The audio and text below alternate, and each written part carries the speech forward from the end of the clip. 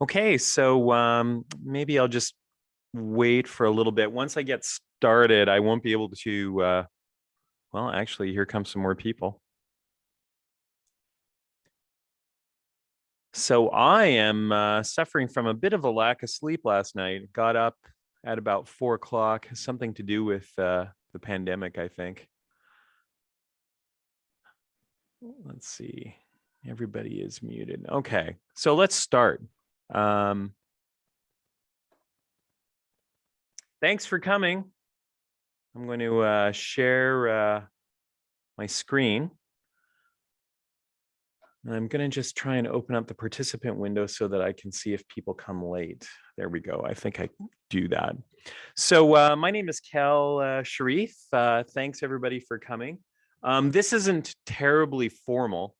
If anybody has any questions at any point, please go ahead and ask. I thought I would just give interested students sort of an overview. Feel free to tell your friends and fellow classmates an overview of Project Whitecard. Project Whitecard has been in business since about 2006, so 15 years, pretty hard to believe. Before that, I was the senior web developer. I was a programmer at the Canadian Broadcasting Corporation in Toronto.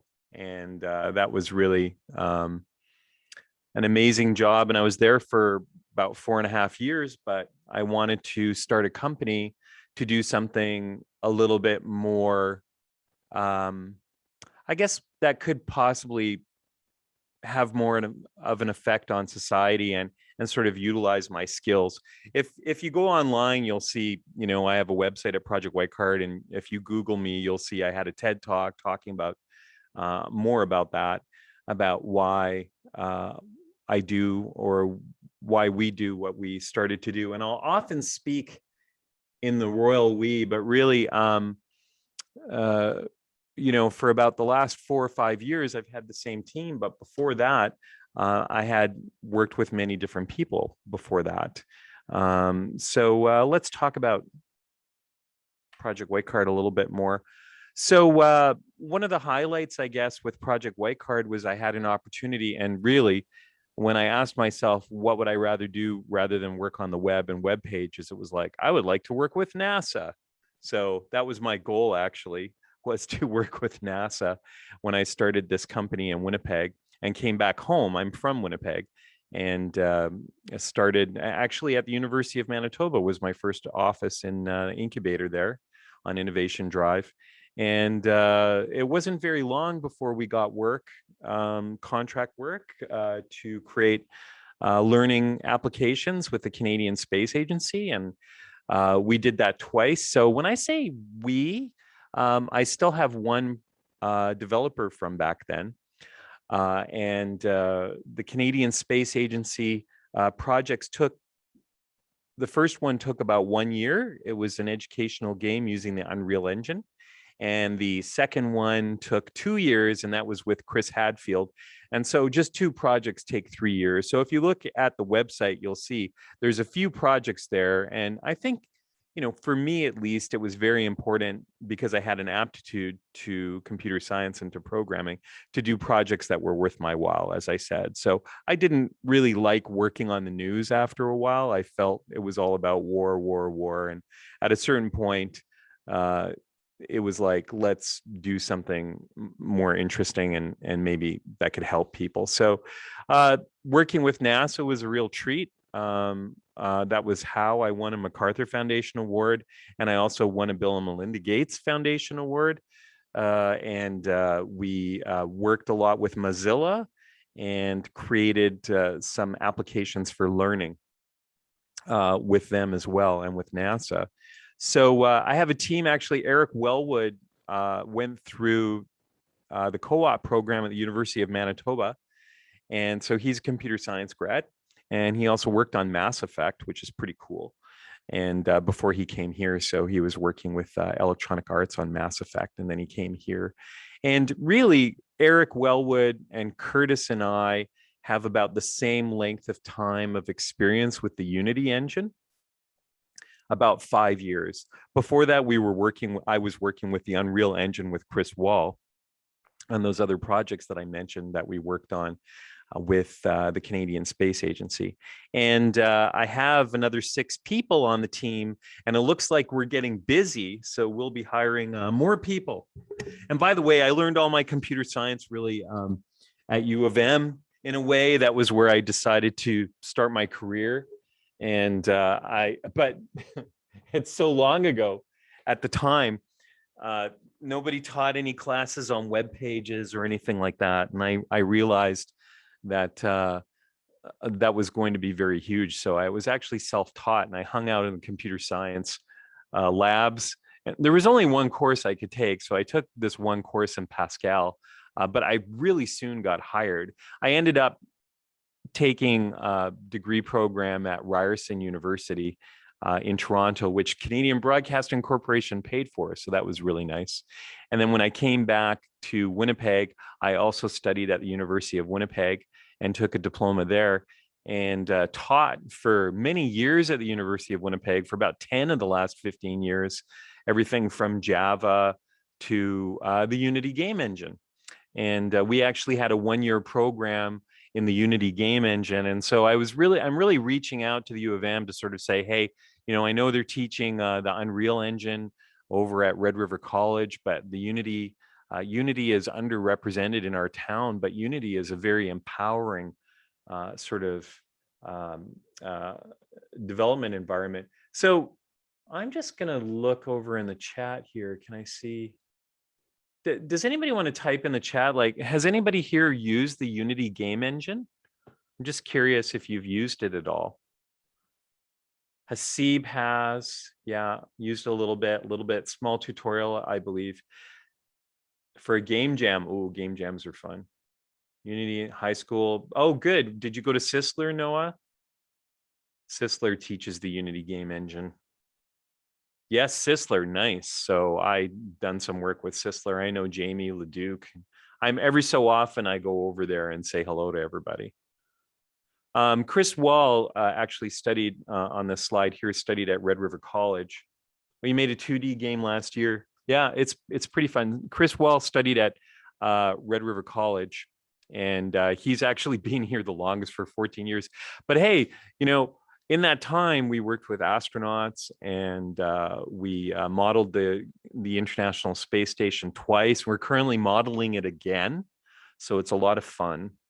And if you really like, space travel and stuff like that, which is what we do here, or I do at least, it's a lot of fun to be able to model those things in game engines, and really lots of fun. So like I was saying, Unity is pretty great. So just for people who haven't used Unity before, you could consider it an IDE. Unity is like a development environment, and you code in Unity, and right now, if you download the latest Unity package, you'll get Visual Basic, and you can, pardon me, you'll get this, and you can code, right? And Visual Studio. I said Visual Basic, didn't I? That's sad. That shows you how tired I am. So right now I'm currently working on I'll just jump right into the Unity engine. So right now I'm currently working on a prototype that I'll talk about a little bit more later, but I'll show you sort of the basic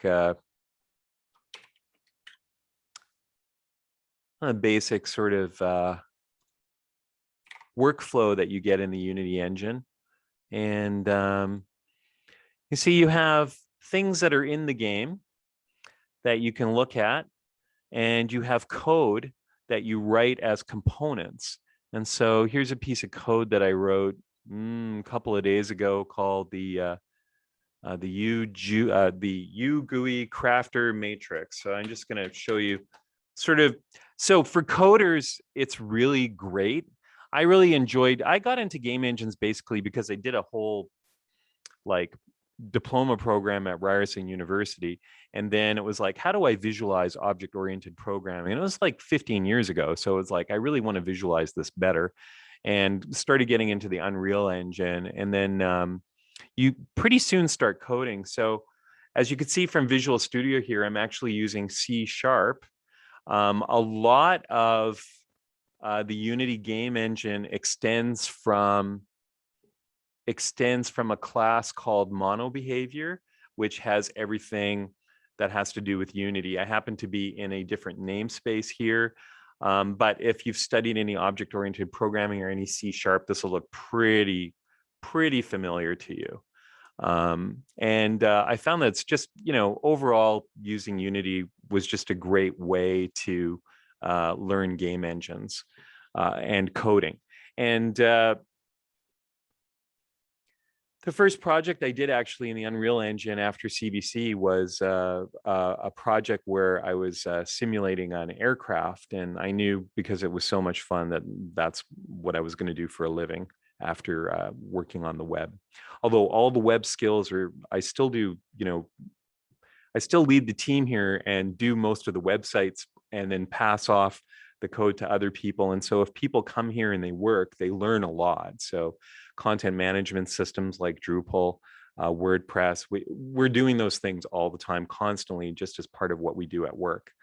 But the other thing that's great about Unity is that you can build for the Mac, you can build for iOS, you can build for Android, you can build for PC.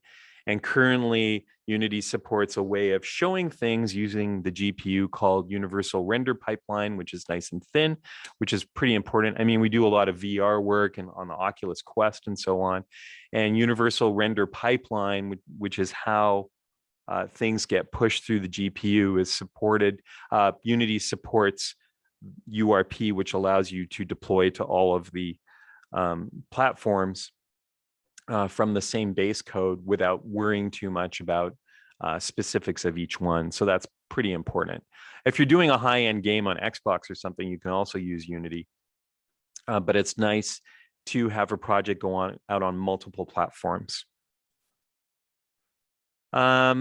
So the other thing that's really interesting about Unity, and I just thought this is sort of like a tip that I wanted to give you today, is that you can use Unity to create apps. You can also create apps and in a variety of ways, and programs in a variety of ways. But one of the latest things that I thought was really interesting, this is just a little tip for you, is Google Firebase. Is anybody familiar with Google Firebase or used it at all? It's like this online JSON-based database. And I just wanted to say that, like, for a current client that I have, one of the problems was privacy. And I was going to use an entire system of storing people's passwords, your standard user system, and create that probably from scratch using either, probably PHP.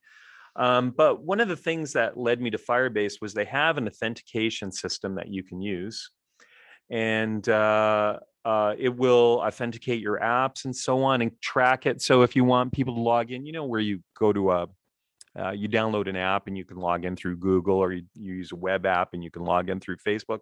It supports all that. But one of the things that I thought was really great about Firebase was that it has this JSON database, and instead of, from a new website that I created, instead of allowing people to enter a password, I simply store the unique user ID on a cookie on the web page, and then as long as the cookie lasts, people can it automatically logs them into the website, and it stores all their information. So basically, I made an authentication-less method of logging into a website, which I thought was fantastic. So I didn't have to deal with a content management system or create something that usually is a capstone project in a course. And it works pretty well. So I just store this as a cookie right there, that GUID. And all of this I have access to as long as that person doesn't erase the cookies. But what I did was I actually, on the PC version of the same app, I actually store those for a little bit longer. They don't erase them. They can create a new profile. But that's just one example of using Firebase with a GUID to store all your user information. And in this case, this game or simulation that we're doing on the West Coast stores all of that information here under GUID unique IDs. So for those of you that are working with database, that's a pretty wondrous thing to not have to be able to not have to log people in. The other thing I wanted to mention is that 8 years ago, David Hegelin, who founded Unity, convinced us to switch to Unity from Unreal for a NASA project we did, and he did okay. He did okay. I think he bought an island somewhere, and that's where he is. He was a really nice guy, or is off on his island somewhere. So learn.unity.com. I hope to be on an island one day too. So I'm working on it, by the way. So learn.unity.com is a fantastic resource for learning Unity. I would just say, since you're programmers, you may want to jump in here at the junior programmer level here. Looks like Unity's authenticating me for some reason. So you can jump in at the junior programmer level. They have, but they have a whole bunch of awesome tutorials you can do, and they step you through the whole thing. Often when people come to apply for a job here, if they haven't used Unity before, we will pick one of these tutorials and have them complete the tutorial, or we will give people a package from the asset store.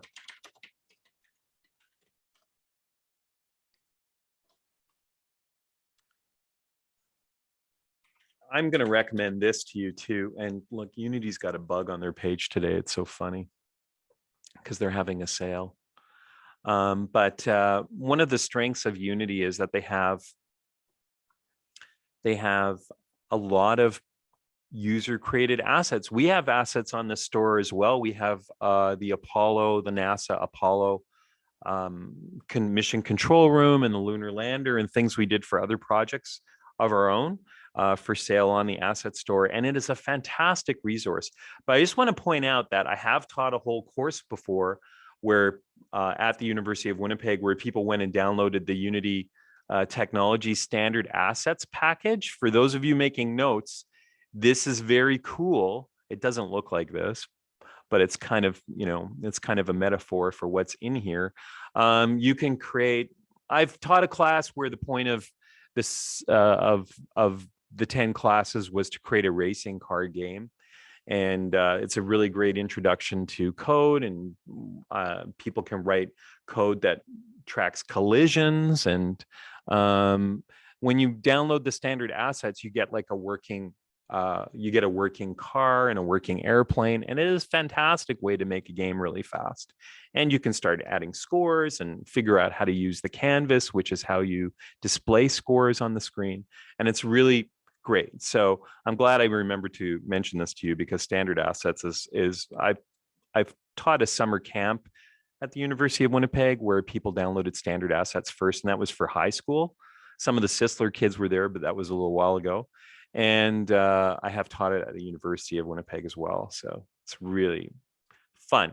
And I mean, if you're like me, fun is really important and keeps you motivated when you're working. So it was always important to me to be able to program and to be able to have fun programming.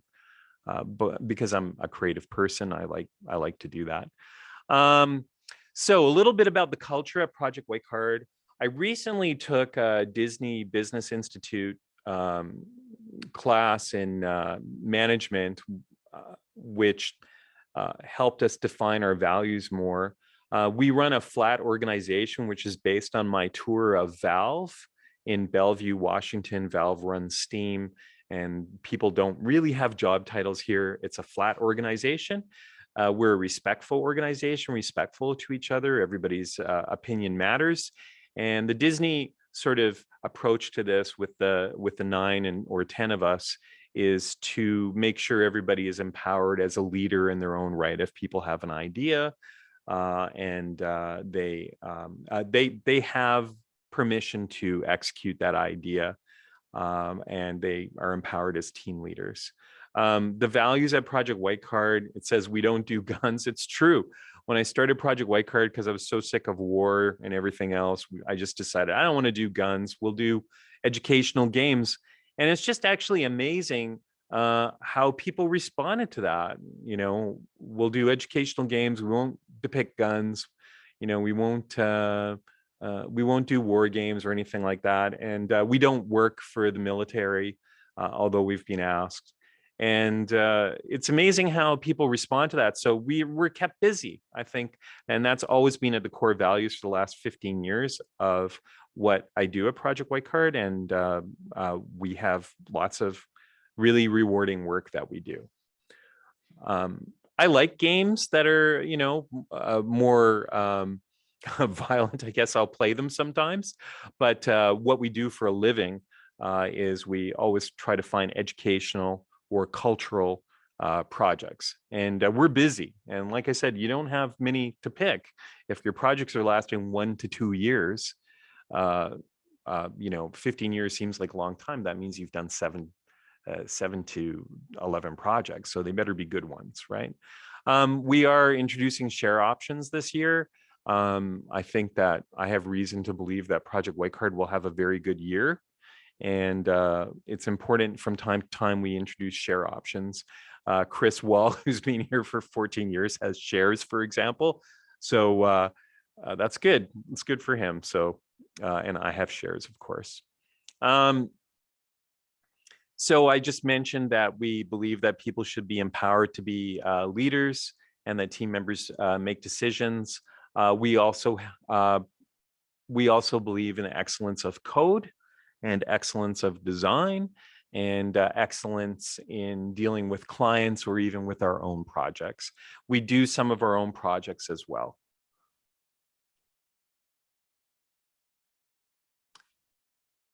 You know, when you're a computer programmer and you have a computer programming career, you don't just have to sit in a corner. I just sort of and program.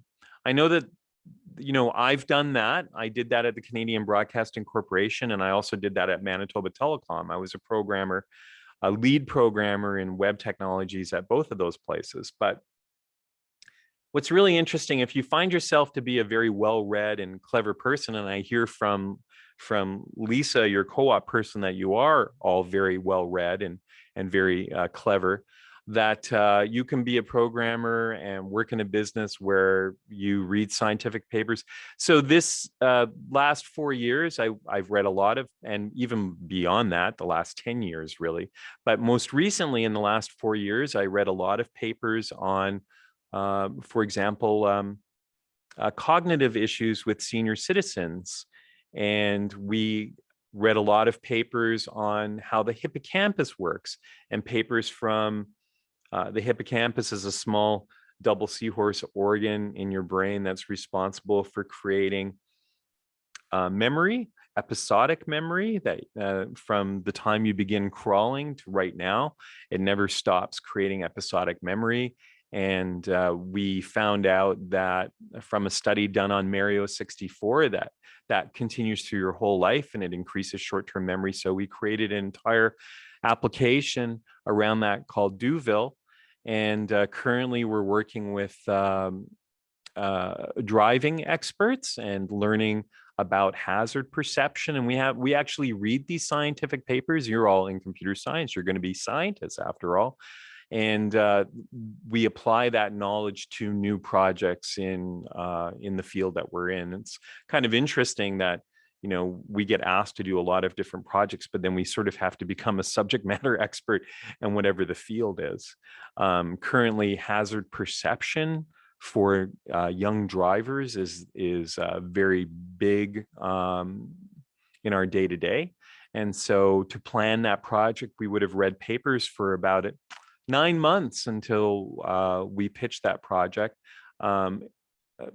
Luckily, you know, we found the client found us very early before they issued what's called a request for proposal.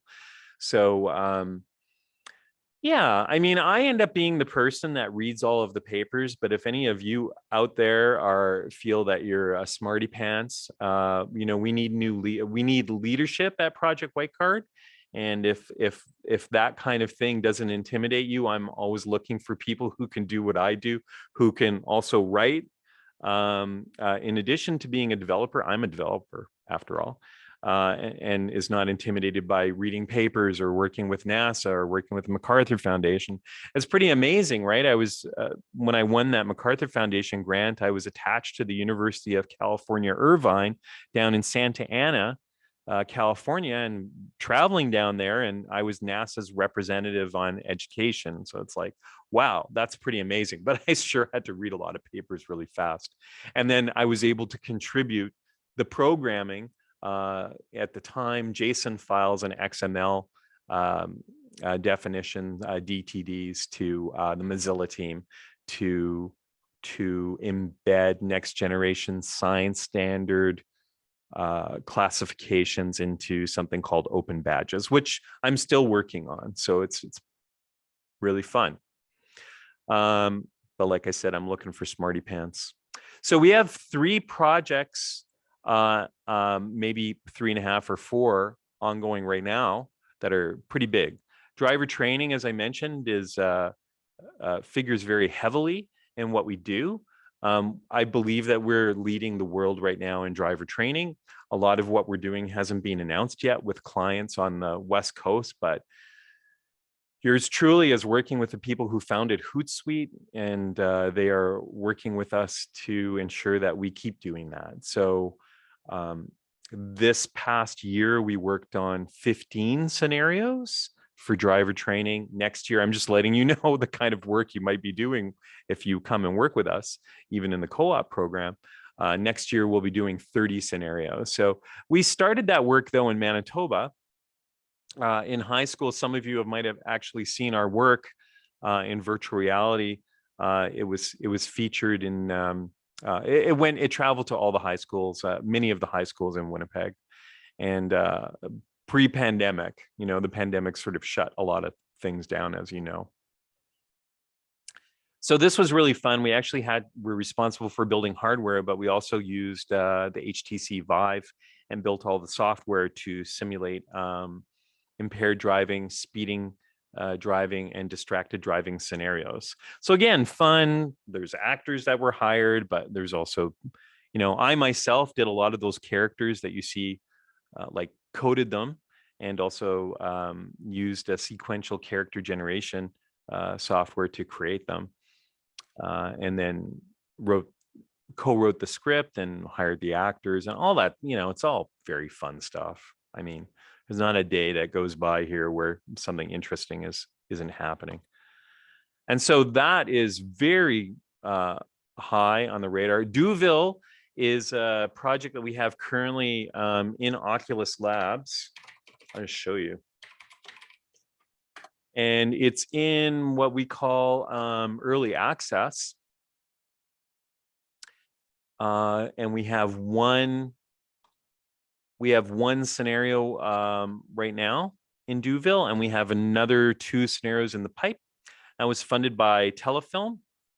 And the stuff I mentioned about the hippocampus, it was actually designed to increase the amount of gray matter you have in your brain. So we have a pretty hefty social media campaign coming in 2022, and hopefully you'll hear more about Duville. I'm also working with University of Montreal and McGill University on other chapters of Duville, so that we can take them into the laboratory at University of Montreal and do more research on exactly how smart are we making people. Those are the same people at that university, Professor Gregory L. West, that did the study on Mario 64 that showed that it increases gray matter and makes you smarter.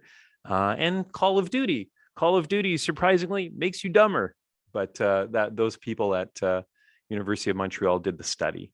So I'm glad to be working with them. Veronique Bobot is the other professor that I'm working with there.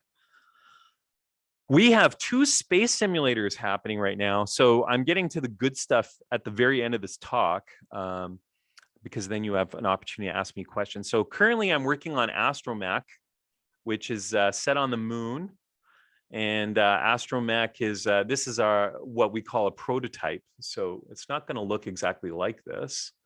But it is a learning game using the work that I did with the MacArthur Foundation.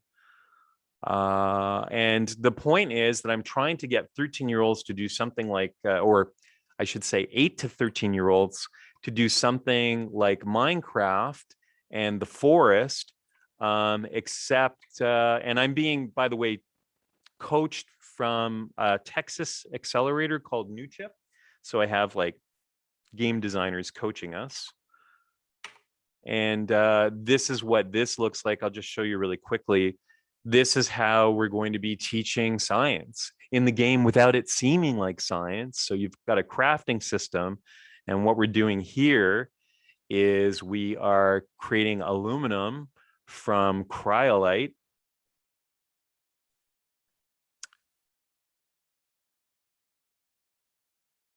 And that is a new system that teaches a kid, hey, how did you actually create aluminum? As opposed to just like, oh, I'm going to throw a bunch of stuff together like this and get aluminum and then smelt it. So I'm pretty proud of that because it's a culmination of a lot of work. And we will launch sometime in 2022 with that, and soft launch. The other thing that we're doing that I know that some of your profs were really excited about and wanted me to talk to you about, and some of your department people, is that we are currently sizing up a simulator for civilian astronauts. What a great day to talk about it. When William Shatner went into space this morning. I've been asked to look at creating a simulator that will be used in Florida for civilian astronauts at the university, Embry-Riddle University is how you say it, in Daytona Beach for civilian astronauts. And we will also have that in Winnipeg. So we will also be creating, so they're creating a full put on your spacesuit, sit down, and we'll use Unity and a lot of CPUs to allow the astronaut candidates at Project Possum and Embry-Riddle University to control the Orion spacecraft, which is the spacecraft going to the moon that Lockheed Martin does. So I've had a meeting with Western Diversification, and they were very keen on it. And we get a lot of funding, and they were very keen on this project. And I'm currently working on the application for that. But I mean, we can also fund that development ourselves at Project Whitecard. We don't have to get grants for it, but grants are always good. So what's cool about Project Possum is they also trained Dr. Sian Proctor at Project Possum, who, if the name sounds familiar, it's because she just went up on the Inspiration 4 into space on Elon Musk's spacecraft. So, I mean, that's pretty cool. So I've known actually Dr. Jason Reimuller, who runs that program down at Embry-Riddle University, for about 7 years. And he's a busy man. And he also trained Kelly Girardi, who's going up on Virgin Galactic. And before, when I first met him, there would be astronauts hanging out and stuff. And it's like, well, this is nice. They're getting, we've got somebody from the Navy getting astronaut training, and none of it was real. But now suddenly there's 2 astronauts that came out of that program that are, non-NASA astronauts, which is really cool. And one's already flown into space. So that's a fun project. That one, I just want to mention that. That's a good co-op project that's coming up. So that's it. I'm going to open it up for questions. We're right on time. Let me stop sharing. Here we go. So does anybody have any questions? That's my presentation. And you got about 10 minutes to go. How are you guys doing? How are you doing in class? Do I have to unmute you? I'm going to unmute you guys. Are you shy? I think we can unmute ourselves. Yeah, we can. I have a sister who's a professor at U of M, by the way. She's a professor of law, Dr. Mary Sharif. I'm just You can wondering, also chat. I can't hear. Who's trying to talk? Mark. Let me see if I Yeah. can unmute you. Hello? Okay, we wish we didn't hear Mark sometimes. Thanks, Cody. Oh, hold on a second. You guys are talking? My chair turned off. Isn't that terrible? Okay, so This I'm getting big a far from fancy chair being that I have, and it here with a volume chair went off. that's Now I can hear you. See? Now I can hear you. Okay, go ahead. How's everybody doing? Good? Great. Yeah. I was just wondering, it sounds like your environment is kind of like this mishmash of all sorts of different skills and technical abilities. And I was just wondering if you would agree with that assessment, if you think that everyone's bringing their own experience in and it kind of works into the projects, or is it Yeah. primarily computer science? The mishmash is here. I'm the one who does all these different things, but other people that work here tend to focus on one or two things. Like we have 3D developers that focus mostly on 3D. I do have a PM who's rather new, and she does focus on the language aspects of what we do. But everybody else sort of has more of a focus. So I'm the one who has to, of necessity, be the Brundlefly here. That term from The Fly is what Jeff Goldblum called himself when the reporter asked him what he did. He said, I'm Brundlefly. He has to sort of, I have to synergize sort of different technologies and figure out how to make them work together. If you can be a synergist and you know how to make things work together, like that little thing I showed you with Google Firebase, you can complete projects. So it's sort of like we have to synergize, but typically like the developers that are here, like Eric mostly does programming, Eric Wellwood, who's from your program. Curtis Schneider, he does a lot of programming, but he drops into just pure Unity design. Like he's really comfortable with the Unity environment and understands it very well.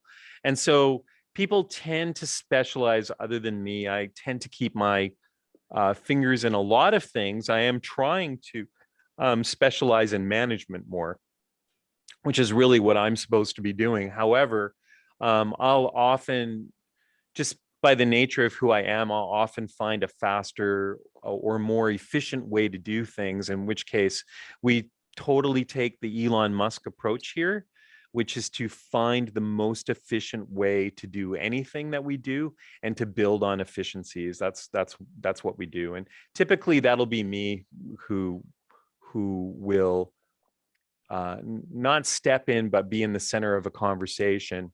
We will often have, like, if you look at the kind of work that we have going, I'll just show you here. So here's our project management tool. We use ClickUp. So right now, all of these tasks are being undertaken by 10 people, right? Some of these tasks, fortunately, I don't see, but I will, at the beginning of the project, I'll often build the prototype, as you see me doing with Astromech, and then I'll pass it over to the programmers and they'll do the second version, often from scratch, where I've built a prototype, but they will come in and pull it together and pull it up to standards and make it more efficient, using a lot of asynchronous calls, for example, if I haven't used them. But I kind of have to give the vision. That's my responsibility. But I'll never promise anything to a client. Like I said, sometimes the client's projects, like the current one we have is a 2-year-long project. I'll have to respond to the RFP and write it. So I won't promise anything that we can't actually accomplish, that I don't actually know, right? So I guess the final step of me stepping away a little bit from the reins will be where I have more team members that can do that as well. Say, oh, we know how to do this. But there's a lot of knowledge sharing that goes on here. And everybody here, I really encourage people here to take on their own projects. And that may sound strange, but let me give you two examples. One of the programmers here has a little dragon game on Steam, makes him a better programmer. He goes on his own time, he works on his little dragon game, and he knows Steam and how to deploy from Unity inside and out. And another programmer here who's also working in quality assurance has a web company that, and I gave him the first client. I had a senior citizen home ask us to do work for them around the same time. I was training somebody who came here with quality assurance and security skills from the University of Winnipeg. I trained them in how to use content management systems, just something I knew. And then I passed over to him some clients, and he does that too. And he works here half of the time. The other, not half the time, more than half the time, about 60% of his time, 40% of his time is with his web clients, and that's quite on purpose, so that people have some fulfillment there. We often have little projects of our own. My little projects of my own, like Astromech, are part of the company, but I think that it's really good to encourage people to have their own little projects. But yeah, in answer to your question, Mark, I'm the one who's mishmashing skills together. It's just who I am. But often people here in their roles, not often, but the rule generally is that people here are focused on sort of one set of skills. The developers typically on development, but some people here are designers and they focus on 3D development and even sketching, right? That's what it's like when you work in a small team, though.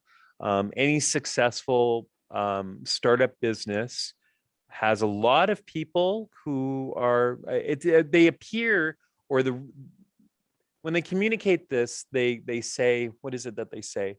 They say that a small team is made of hunters and a large established team is made of herders. Like when you get into the very large organization, everybody's responsible for their own paddock and their own thing. I personally don't find that very fun, as you can tell. So our team is small, but our team is growing. Our team will probably double in size 1 year from today. So for that, I needed to hire specialists to sort of point the way to how to expand. Yeah, that's a very long answer. Sorry. What would you have kind of, I guess, first year or first work term students? Like, what could they kind of, I guess, expect to be doing, I suppose? So last year we had, not from University of Manitoba, but from Red River College, we had 5 interns for a 3-month period. And now those interns were 3D focused. So they all worked in 3D. And we gave them assignments. They all worked on cars. They all modeled different cars. When I have programming interns, they're often plugged right into the process. So you'd literally come along and get plugged right in. And like you might get a task like this. Please put a randomized picture in the menu. By the way, this task is done. I see that was mine. So I'm gonna say that it was done. Done. Thanks, Sam. I actually passed that over to Samara Hoffman, and she finished that. But she was an intern when this started. So the randomized picture in the menu is actually something that she completed. So that's something she did as an intern, and she took that over from me. So that's a good example of a small piece of programming that was done by an intern who we ended up hiring her. And we also hired one of the 3D developers who also had a Bachelor of Science, by the way, from Red River College. We ended up hiring them. Super talented artist, had a Bachelor of, had a fine arts degree as well as a Bachelor of Science. So, I keep her busy, and she's very good at 3D. A lot of the 3D work that you see in the Astromech prototype is actually coming from that person. Marina is her name. All the people that work here, you'll see their pictures on projectwhitecard.com.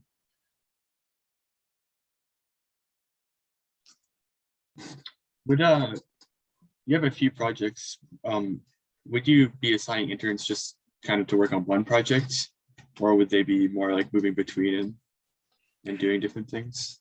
We typically tend to focus on one project. The big project next year is the driver training, which is really fun. But like the driver training is PC, mobile, and VR. So it's quite a large project. And that's just going to get bigger. So we tend to focus, although I have to say that some of the they're not interns anymore. The people who got hired here after being interns are working on the driver training. But some of them will work on Duville for a couple of months, and some of them will work on Astromech. We actually are working on driver training. There's 3 of us that work on Astromech on Fridays, and the other 4 days of the week we work on driver training. So yeah, we try to do things so that we're not distracted, especially when we have deadlines. Like, for example, we met a deadline on Friday for a beta. And so I pulled everybody together for 3 months solidly, just worked to deliver the beta software Friday and made our deadline, which is awesome. And then we have another deadline end of November for delivering the final software.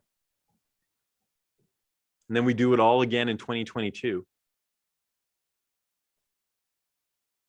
Yeah, driver training, working on that stuff is great. I mean, there's dialogue, there's it's really a lot of fun. We're modeling Vancouver right now, and it's really a lot of fun. Sorry, somebody had a question? No, it's okay. You can. Should I ask now? Sure, go ahead. Okay. I was gonna ask, it seems like you give a lot of time for your employees to learn things on their own. So in terms of as co-op students, what do you expect us to already know, or any skills that you expect us to already know? That's a really good question. What I would do is definitely follow I'm going to stop this recording right now. Just 1 second here. Just so that we have a copy, because I'll send it to Lisa so you can watch it again, because all the URLs are in there.